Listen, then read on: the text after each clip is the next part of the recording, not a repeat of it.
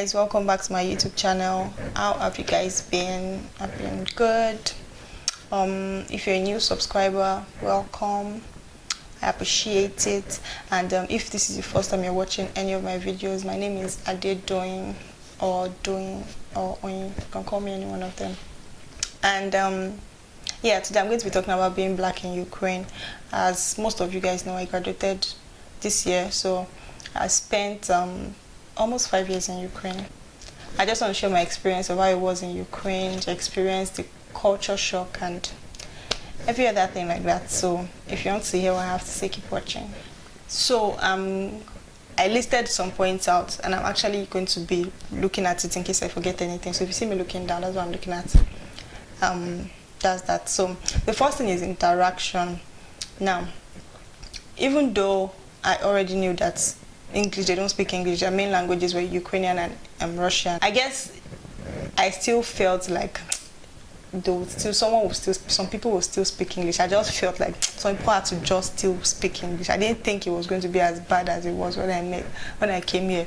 So it was really bad. Like, you go to a place and nobody at all spoke any English at all. Like, it was just very strange. But then English is not their language, so I can't really blame them. I grew up speaking English. English is the lingua franca in Nigeria, so I won't blame them for not being able to speak English. So because of the fact that they don't speak English here and I don't speak Russian, I have almost no Ukrainian friends.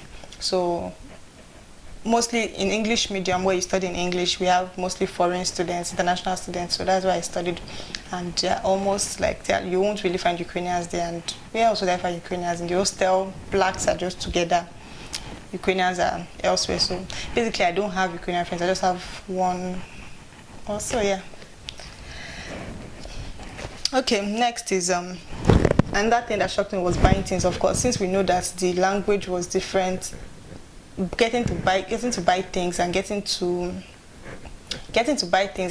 like meet people and just going around basically was limited, because there sometimes you feel like they should have this thing in Ukraine, but then you don't know how to describe it in Russian or in Ukrainian. But thankful that Google Translate helped a lot, at least, so we're able to translate something. I didn't make any major mistake of buying like shampoo and using it as body lotion, but even though some people made mistakes like that, I didn't have any mistake, or I didn't make any mistake like that.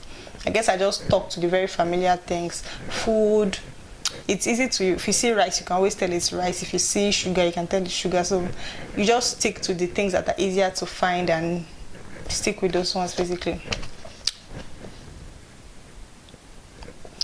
So the school system, I already talked about the fact that I schooled in English medium. So there's a Russian medium where they have mostly the Ukrainian students and maybe any international students who learns, because you have the opportunity to learn the language for 1 year, to learn Russian language for 1 year, and after that 1 year you can study in the Russian medium. So there's the Russian medium and there's the English medium, sorry. So I studied in English medium. In Russian medium you have more Ukrainian students. So that was that about that. So in the English medium, you have international students, English speaking students, French speaking students, just like that, Indians, yeah, like that. Yeah, and I know one common thing everybody would expect to talk about is racism. Yes, there is racism. I think it should be common in anywhere you find people of different races, you experience racism. And I don't know, for some reason, it's just worse when you're black, so I don't know. I don't think I have so much to say about that. So, and I think it's mostly, the racism thing is mostly with the elderly, like not like elderly, but like people who are older. I think the younger people are more open to the world basically. But it's older people that usually most times have the racist attitude, and also, yeah. Okay, no official jobs. The fact that you can't, as a student here, you can't really find like an official job where you're like a official employee, where you have to sign and you're like legally here. Now there are opportunities for things you can do, but they are mostly like things you can do online, things you can do if you speak Ukrainian or Russian very well. Now there are things you can also do on the side, but there are no like legal, like official kind of jobs that you can get as a student. Then secondly, oh, and sorry, another thing for me being in Nigeria and coming to Ukraine and realizing that there was internet, like internet was as cheap as water, like you could get it anytime and it was just there. Bro, it was a shock, because like in Nigeria you have to manage your megabyte, you can't watch videos, you can't do this, you can't download stuff, because you just have to manage your data. But over here it's just, and I guess that's the way it is in civilized world, but I guess Nigeria is not so civilized or so exposed or whatever. And also same thing with electricity too, 24/7. We don't have light in Nigeria, but over here is something else. But those are the beautiful parts of being in a more civilized environment, basically. I talked about food already. Unlike other countries, okay, maybe US, maybe I shouldn't say other countries, but in the US and UK, I know it's easy to find African food. Over here, it's also easy to find, but it's not as easy as, I know in the US, you can just, you walk around, you find the African stores, African food stores and all. Over here, it's not as easy and straightforward as that, but you will still find, but it's not something you want to be eating every day. Like every day you're eating pounded yam, every day you're eating frying plantain, every day you're eating jigget. You just stick to the things that are easily available, that are everywhere: rice, spaghetti, pasta generally. What else do they have? Flour, things you can make with flour. So it's just like that. So you stick to things like that instead of buying the African things, egusi, okra, and all that. Okay, the weather now. The weather in Ukraine is very extreme, like very extreme.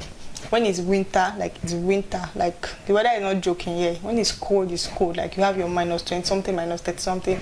And when it's hot, like it's really hot, like I don't know. It's just hot. That's what I know. So next is hair, makeup. For African females, you can't find things for your hair, for your makeup. If you like to use extensions, and you can't find your color shade for foundations, powders, things like that. So you have to. There are people that sell all those things here anyways, but if you're coming, like if you're a new person, you're just coming to Ukraine, it's better to just buy it already on your way from your country or from Nigeria, from Africa, whatever. Okay, now some other things that shocked me were about their culture. Okay, let me start with the PDA. Now that's public display of affection. Like it's extreme, you guys, especially if you're coming from Africa where there was almost no PDA. Like if people catch you on the streets, that's like a prostitute. It's only prostitutes that do things like that on the street. But over here it's so different. You find a guy and a girl, just you can be sitting down, they're sitting next to you, and throughout the whole journey in the train or something, they're just kissing throughout. Like it can be really annoying. I can imagine, I don't know, any African parent anyways would be shocked to come into this place, because it's just very strange. But I think maybe it might be like that in other European countries. I'm not so sure, but it's just very extreme on the escalator, like anywhere in the mall, you just find people kissing all around, like very strange. Respect. Now, I don't think they understand what respect means here, especially like the younger to the older person. There's, in Africa, there's special kind of respect that you have to give every older person, whether you're related to them or not. But over here, the young people could care less whether you're 100 years or if you're 50 years or you're 80 years. Like they just could care less. Like so, but it's just very different. It's just very different for me as an African. Then religion. The main religion here is the Orthodox Christianity.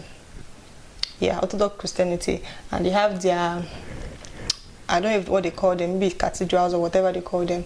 And they have that. First time I noticed something, that whenever a devout, I don't know what to call them now, but whenever any member of the Orthodox Church, like if they pass by, or any believer basically, if they pass by their cathedrals or whatever, they do like this sign of the cross. And I didn't understand at first. It was just strange to me. You'll be in a taxi and the taxi driver will be moving, and all of a sudden it will pass by one of the buildings and just do the sign, and I'm like, what's going on here? Until I realized it was something that they do frequently. Those of them who are religious, they do it very frequently. I guess it's just like their sign of respecting the building.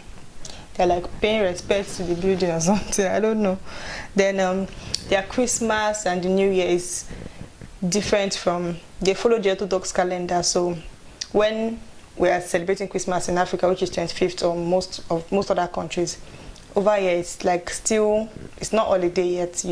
We have classes on 25th of December. We have like on the 1st, do we even have a break on the 1st? I'm trying to remember. But on the 25th though, December, there is no break.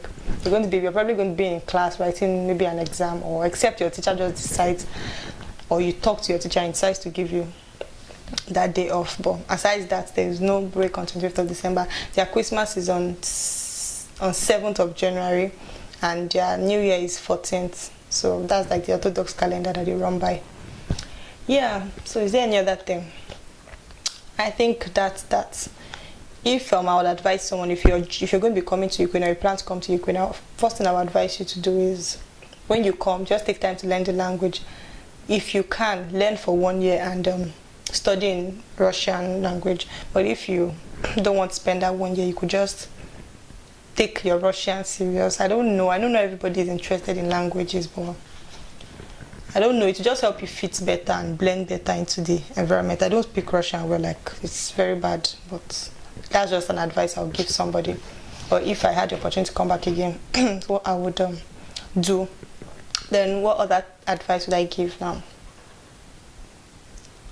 I think that's all. Yeah. So I hope this video was helpful. If you have any questions about Ukraine, or being black in Ukraine, or studying in Ukraine, you can always leave a comment and I'll reply you. So thanks for watching. Yeah, sorry, I was just trying to remember if there was any other thing I wanted to say. Thanks for watching, and I'll see you in my next video. And don't forget to subscribe if you're not subscribed to this channel.